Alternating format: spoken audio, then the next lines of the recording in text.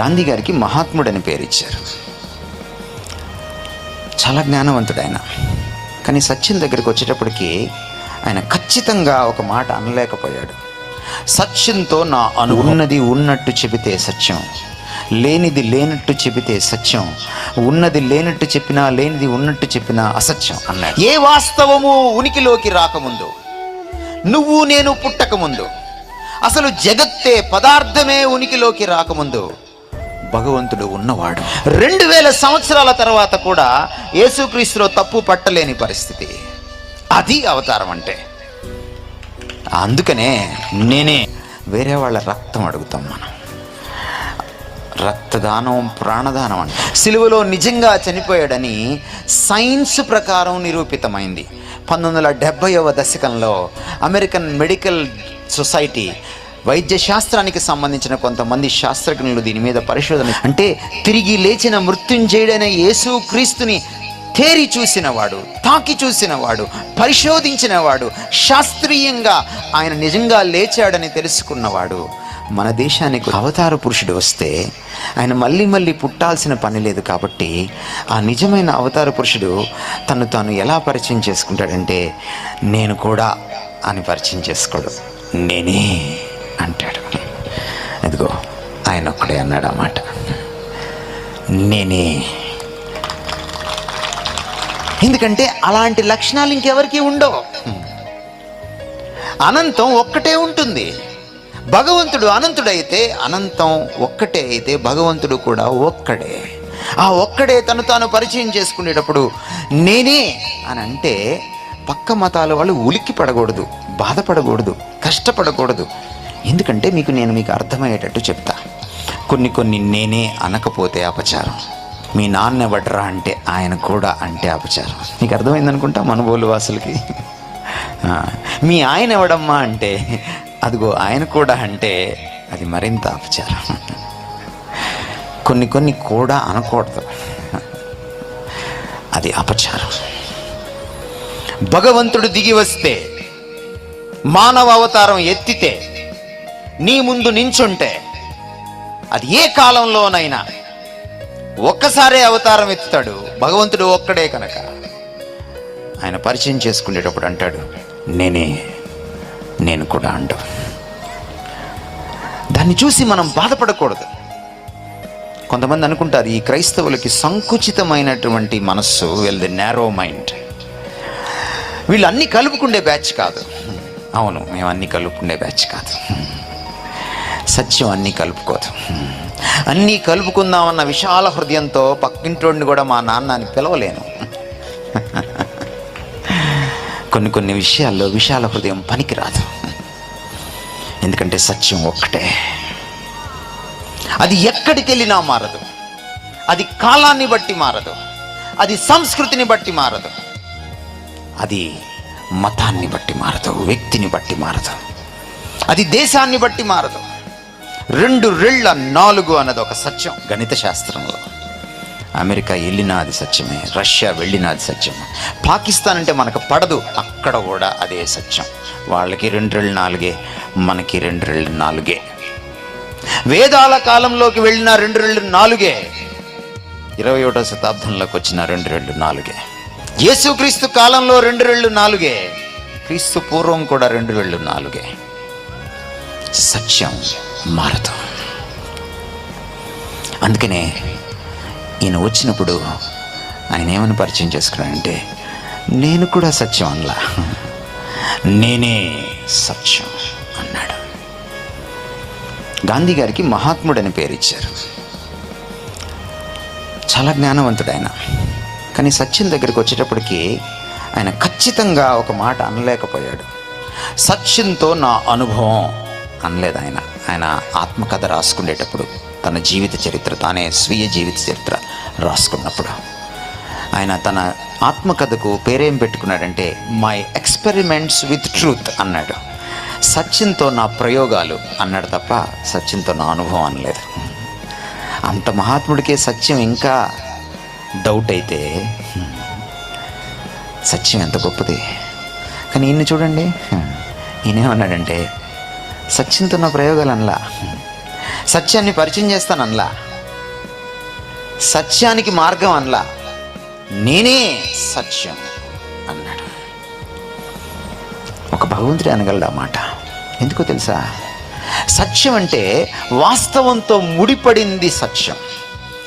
సత్యం అంటే వాస్తవానికి విరుద్ధమైంది సత్యం కాదు. అరిస్టాటిల్ని అడిగారు, సత్యం అంటే ఏమిటయ్యా, నువ్వు ఇంత పెద్ద మేధావి కదా అని అడిగారు. అప్పుడు అరిస్టాటిల్ ఏమన్నాడంటే చాలా సింపుల్గా చెప్పాడు. కుదించి క్లుప్తీకరించి సంక్లిష్టతను తీసివేసి చాలా సరళంగా హాయిగా అర్థమయ్యేలా చెప్పాడు. ఉన్నది ఉన్నట్టు చెబితే సత్యం, లేనిది లేనట్టు చెబితే సత్యం, ఉన్నది లేనట్టు చెప్పినా లేనిది ఉన్నట్టు చెప్పినా అసత్యం అన్నాడు అరిస్టాటిల్. అంటే ఉన్నది ఉన్నట్టు అంటే ఏమిటి? ఉన్నది అంటే ఉనికిలో ఉన్నది. మనుబోలు ఉన్నది నెల్లూరు జిల్లాలో గూడూరుకి దగ్గరగా. వాస్తవం. ఉన్నది ఉనికిలో ఉన్నది, అవాస్తవం లేనిది. జలకన్యలు ఎవరు చూడలా, రోజా రంగు ఏనుగులు ఎవరు చూడలే, పెయింట్ వేస్తే తప్ప. సో ఉన్నదాన్ని అంటిపెట్టుకుని ఉండేదే సత్యం.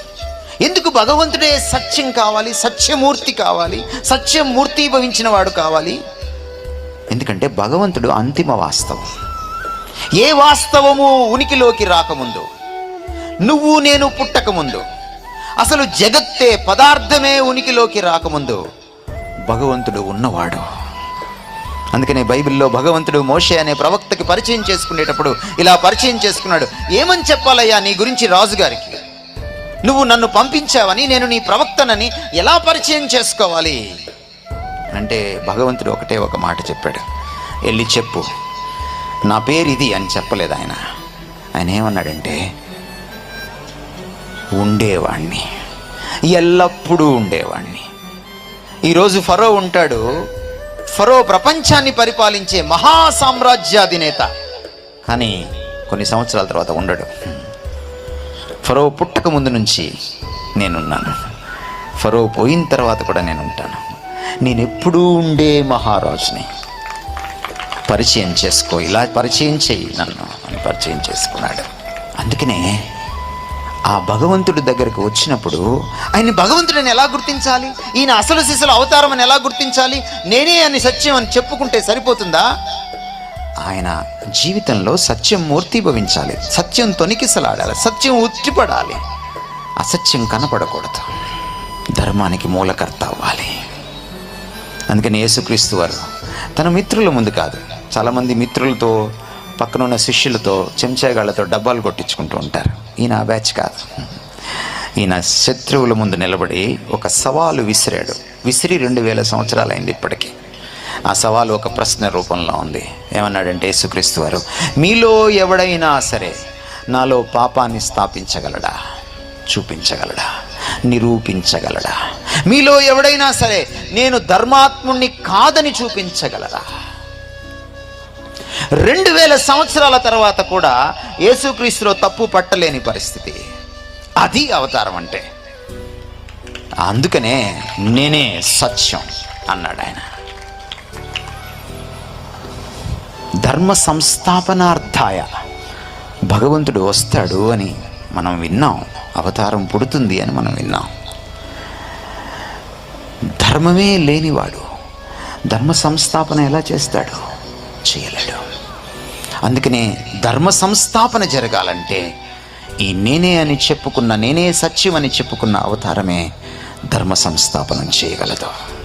మృతులైన వారికి కూడా తీర్పు తీర్చగలడా? ఎస్, నేనే జీవము అని చెప్పుకున్నాడు. రెండవ మాట, నేనే జీవం అని మనం ఎవరూ చెప్పుకోలేం. మన ప్రాణం పోతుంటే రోడ్డు మీద మనకి యాక్సిడెంట్ అయ్యి వేరే వాళ్ళ రక్తం అడుగుతాం. మనం రక్తదానం ప్రాణదానం అంటాం. చాలాసార్లు రక్తము దానం చేసే క్యాంపులు, బ్లడ్ క్యాంపులు పెట్టుకుంటాం, బ్లడ్ డొనేషన్ క్యాంపులు పెట్టుకుంటాం.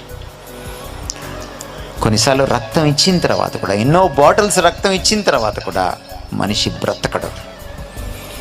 చాలాసార్లు ప్రాణం పోయలేము. మనం తీయగలమేమో, తీసుకోగలమేమో, కానీ ప్రాణాన్ని పోయలేం. ఒకే ఒక్కడు ఈ ప్రపంచంలో ప్రాణాన్ని ప్రోయగలవాడు. అది ప్రాణదాత మాత్రమే, జీవప్రదాత మాత్రమే, అది దేవుడు మాత్రమే. అందుకని బైబిల్ ఘోషిస్తోంది, మనము ఆయన యందు చలిస్తున్నాము, ఆయన యందు జీవిస్తున్నాము, ఆయన యందు ఉనికి కలిగి ఉన్నాము. ఆయనే మనకు సమస్తమును, జీవమును, ఊపిరిని దయచేయువాడు. భగవంతుడికి ఎవరు జీవాన్ని ప్రసాదించరు, తనకు తానుగా జీవమై ఉన్నవాడు. అందుకనే ఆ భగవంతుడు అవతార పురుషుడిగా వస్తే తప్పకుండా ఆయన పరిచయ వాక్కులు ఇలాగే ఉంటాయి, నేనే జీవము. దాని అర్థం ఏమిటంటే, నేను జనన మరణాలకు అతీతుణ్ణి, అందరి జనన మరణాలను ఫిక్స్ చేసేవాడిని, నేను మరణాన్ని కూడా జయించగలను. యేసుక్రీస్తు వారు చెప్పుకునేటువంటి మనిషి కాదు, ప్రగల్భాలు మనిషి కాదు, ఆయన నిరూపించుకునే మనిషి. అందుకనే ఆయన దేవుడిగా మనం కొలవడంలో తప్పు లేదు. ఆయన మరణాన్ని గెలిచాడు. మరణాన్ని గెలిచాడు అనడానికి ఈరోజు మనకి శాస్త్రపరంగా ఆధారాలు ఉన్నాయి. 2000 సంవత్సరాల క్రితం ఒక వ్యక్తి మరణాన్ని గెలిచాడు అని చెబితే అది పుక్కిట పురాణం అవ్వచ్చు, అది కల్పిత గాథ కావచ్చు, అది శిష్యులు కల్పించినటువంటి ఒక కథ కావచ్చు, లేక అభిమానంతో చెప్పుకున్నటువంటి మాటలు కావచ్చు. అంతేనా, లేక నిజంగా వాస్తవం ఉందా? ఈ మధ్యకాలంలో నేను వింటున్నాను, చాలామంది మరణం నుంచి బయటకు వచ్చారని కొంతమంది పుణ్యాత్ములు, కొంతమంది గురువులు. ఈ మధ్య ఇళయరాజా గారు చెప్తున్నారు, ఫలానా రమణ మహర్షి గారు తప్ప ఇంకెవరు కూడా మళ్ళీ మరణాన్ని గెలిచినట్టు లేదు అని. నేను ఇళయరాజా గారికి నా సవినయ మనవి ఏమిటంటే, రండి కూర్చుందాం, మీ దగ్గర ఏమున్నాయో ఆ మనిషి, ఆ మహర్షి మరణం గెలిచిన పరిస్థితి. మనిషి ఎప్పుడూ మరణాన్ని గెలవలేడు. మీకు గుర్తుందా పాత సినిమా పాట, కృషి ఉంటే మనుషులు ఋషులు అవుతారు, మహాపురుషులు అవుతారు, మహర్షులు అవుతారు. మనిషి మహర్షి అవుతాడు. మహర్షి అంటే ఎవరండి? మనిషే. కానీ దేవుడు మనిషి అయితే ఆయన మరణాన్ని గెలుస్తాడు, ఆయన ఒక్కడే గెలవగలుగుతాడు, ఇంకెవరు మహర్షులు గెలవలేరు. ఈ దేవుడు, మానవుడైన ఈ దేవుడు మరణాన్ని గెలిచాడనడానికి ఈరోజు మన దగ్గర ఆధారం ఉంది. భారతీయులుగా ఆయన శిష్యుల్లో కొంతమంది ఆయన గెలిచాడు మరణాన్ని అంటే నమ్మలేదు. ఖాళీ సమాధిలోకి వెళ్ళి అక్కడ పరిశోధన చేసి ప్రేత వస్త్రాలు పడి ఉన్న తీరు చూసి నమ్మారు. మనలాగా ప్యాంటు షర్టు వేసుకోరు, లాల్చీ పైజామా వేసుకోరు, కుర్తా పైజామా వేసుకోరు. వాళ్ళ యూదుల యొక్క ఆ డ్రెస్ వేరుగా ఉంటుంది, వేషధారణ వేరుగా ఉంటుంది, వస్త్రధారణ వేరుగా ఉంటుంది. కానీ యేసుక్రీస్తు వారు చనిపోయినప్పుడు నిజముగా చనిపోయాడని సిలువలో నిర్ధారణ అయింది.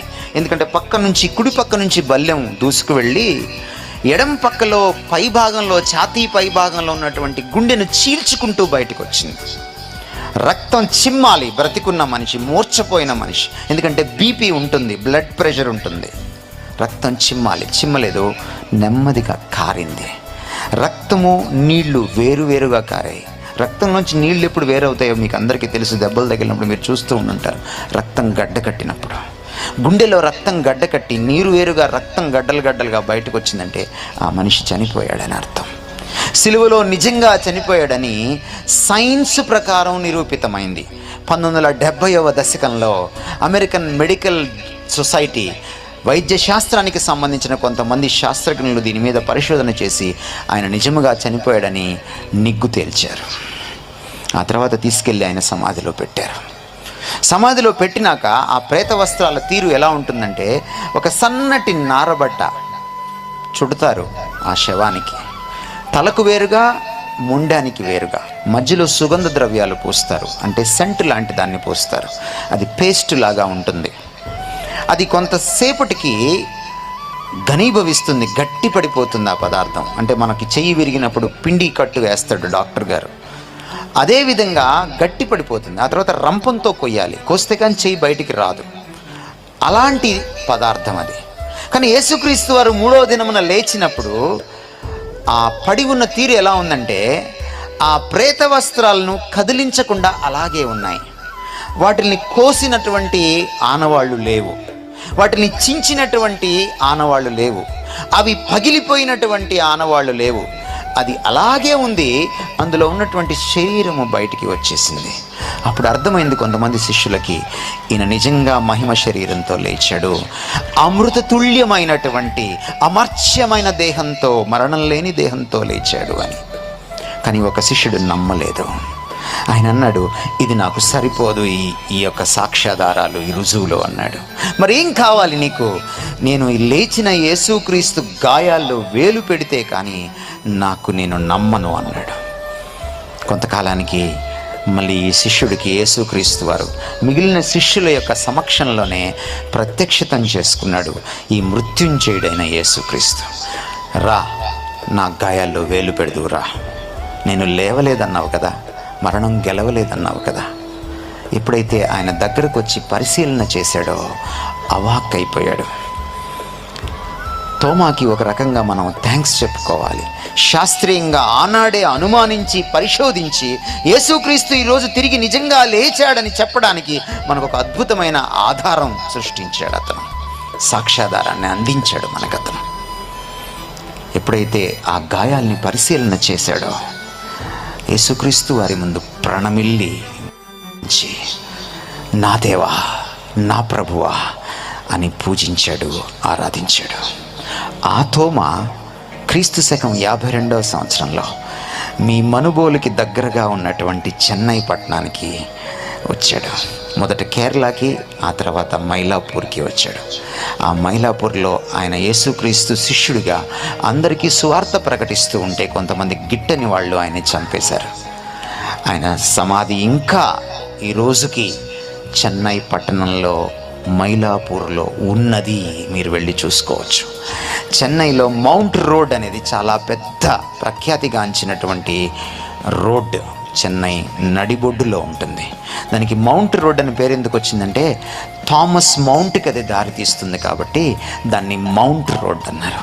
అంటే తిరిగి లేచిన మృత్యుంజయుడైన యేసుక్రీస్తుని తేరి చూసినవాడు, తాకి చూసినవాడు, పరిశోధించినవాడు, శాస్త్రీయంగా ఆయన నిజంగా లేచాడని తెలుసుకున్నవాడు మన దేశానికి వచ్చి యేసుక్రీస్తుని పరిచయం చేశాడన్నమాట. భారతీయులు నమ్మకపోతే ఈ నిజమైన అవతార పురుషుణ్ణి మరి ఎవరు నమ్ముతారు? మీరు చెప్పండి. ఈయన నిజమైన దేవుడు, మరణాన్ని గెలిచినవాడు, దేవుడు జీవప్రదాత. కాబట్టి అవతారానికి ఉండవలసిన లక్షణాలన్నీ యేసుక్రీస్తులో ఉన్నాయి. మరణాన్ని గెలిచాడంటే పాపాన్ని గెలిచే ఉండాలి. పాపాన్ని గెలవకపోతే మరణాన్ని గెలవలేడు. మరణాన్ని గెలిచాడంటే పాపాన్ని గెలిచి ఉండాలి. కాబట్టి కామ, క్రోధ, లోభ, మోహ, మదమాత్సర్యాలను గెలిచిన ఏకైక పురుషుడు, అవతార పురుషుడు యేసుక్రీస్తు. కాబట్టి మోక్షాన్ని మనకి సిద్ధింపచేయగలడు. అందుకనే చివరిలో అన్నాడు, నేనే మోక్షానికి మార్గం, మరొక మార్గం లేదు అన్నాడు. అందుకనే మన పూర్వీకులు తాండీయ బ్రాహ్మణంలో ఇలా అన్నారు, సర్వ పాప పరిహారోం రక్త ప్రోక్షణం ఆవశ్యకం. సర్వ పాపాలు పోవాలంటే రక్తం చిందించబడాలి, ప్రోక్షించబడాలి. ఏ రక్తం? అశ్వాల రక్తం కాదు. ఏ రక్తం? మేకల రక్తం కాదు. ఏ రక్తం? గోవుల రక్తం కాదు. మరి ఏ మనిషి రక్తం కాదు, పరమాత్ముడి రక్తం. సర్వ పాప పరిహారోం రక్త ప్రోక్షణం ఆవశ్యకం. తత్రక్తం, ఆ రక్తము పరమాత్మేణ పుణ్యదాన బలియాగం, పరమాత్ముడిదై ఉండాలి. గురువుగారు ప్రశ్న, పరమాత్ముడికి శరీరం ఉండదు కదా, రక్తం ఎలా చిందిస్తాడు? అందుకనేరా పరమాత్ముడు మనల్ని ఉద్ధరించడానికి శరీరాన్ని ధరించాలి, అవతార పురుషుడు అవ్వాలి. ఆ అవతార పురుషుడు తప్పు చేయకుండా జీవించాలి, మరణాన్ని గెలవాలి. అంటే పాపానికి ప్రాయశ్చిత్తం చెల్లించాలి. ఆ ప్రాయశ్చిత్తం వల్ల నా పాపం పోయిందని నాకెలా తెలుస్తుంది గురువుగారు? ఎలా తెలుస్తుందంటే ఆయన మరణం గెలిచినప్పుడు ఆయన పాపరహితుడని అర్థమవుతుంది. కాబట్టి ఆయన చిందించిన రక్తము నిన్ను నన్ను కడుగుతుంది. తత్రక్తం పరమాత్మేణ, దేవుడిదై ఉండాలి, అవతార పురుషుడిదై ఉండాలి. పుణ్య, అది పుణ్యమైనదై ఉండాలి, పాపం లేనిదై ఉండాలి. దాన, బలవంతంగా చనిపోవడం కాదు, తనకు తానుగా చనిపోయిన వాడై ఉండాలి. బలియాగం అంటే తాను చేసిన తప్పుకి కాకుండా మరొకడికి తప్పుకి, మరొకటి పాపానికి బదులుగా మరొకటి స్థానంలో బలి పశువుగా చనిపోవాలి. అప్పుడే నాకు మోక్షం సిద్ధిస్తుంది. యేసుక్రీస్తులో ఈ లక్షణాలన్నీ నెరవేరాయి కనుక ఆయనే నిజమైన దేవుడు, ఆయనే నిజమైన జగద్రక్షకుడు. నువ్వు మనుబోల్లో ఉన్నా, నువ్వు మెసాచుసెట్స్లో ఉన్నా, లేకపోతే నువ్వు మెడ్రాస్లో ఉన్నా, మనందరికీ కూడా ఆయనే దేవుడు, ఆయనే సర్వ జగద్రక్షకుడు. ఏ అవతార పురుషుడు చంపడానికి వచ్చాడే తప్ప చనిపోవడానికి రాలేదు. ఏ అవతార పురుషుడు కూడా మన కోసం చనిపోవడానికి రాలేదు. అవతార పురుషులు వాళ్ళ జీవితంలో సమస్యలను పరిష్కరించుకోవడానికి యుద్ధాలు చేశారు. కానీ ఈ అవతార పురుషుడు మన జీవితంలోని కొరకరాని సమస్య అయిన పాపాన్ని, అంతకంటే మించిన సమస్య అయిన మరణాన్ని పారద్రోలడానికి, తీసివేయడానికి పాపంతో మరణంతో యుద్ధం చేసి గెలిచాడు. ఏ అవతార పురుషుడు దుష్ట శిక్షణ చేయడానికి వచ్చాడు తప్ప మరి దేనికి రాలేదు.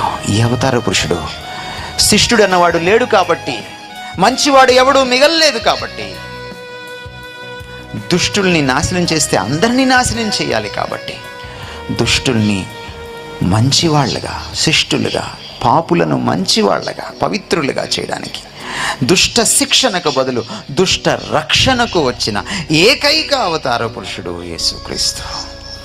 అందుకనే నేనే అని చెప్పాడు. ఈయన లాంటి వాడు మరొకడు లేడు, ఉండబోడు, నభూతో నా భవిష్యత్. ఈయనను అంగీకరించిన వాడు దేవుణ్ణి అంగీకరించినట్టు, ఈయనతో అనుసంధానమైన వాడు దేవునితో అనుసంధానమైనట్టు, ఈయన్ను పొందినవాడు మోక్షాన్ని పొందినవాడు. ఈయన జీవప్రదాత కనుక ఈయన్ను పొందినవాడు జీవిత పరమార్థాన్ని అర్థం చేసుకున్నవాడు. ఈయన్ను ఎవరైతే స్వీకరిస్తారో వాళ్ళు పాపాన్ని జయించగలుగుతారు, ఎందుకంటే ఈయన పాపాన్ని జయించాడు కాబట్టి. ఈయనను ఎవరైతే విశ్వసిస్తారో వాళ్ళు మరణం తర్వాత కూడా మృత్యోర్మామృతంగమయ, అమృతతుల్యమైనటువంటి, మరణం లేనటువంటి ఆ ప్రపంచంలో దేవుడి సన్నిధిలో శాశ్వతంగా జీవిస్తారు. వాళ్ళు కూడా మరణాన్ని గెలిచి లేస్తారు.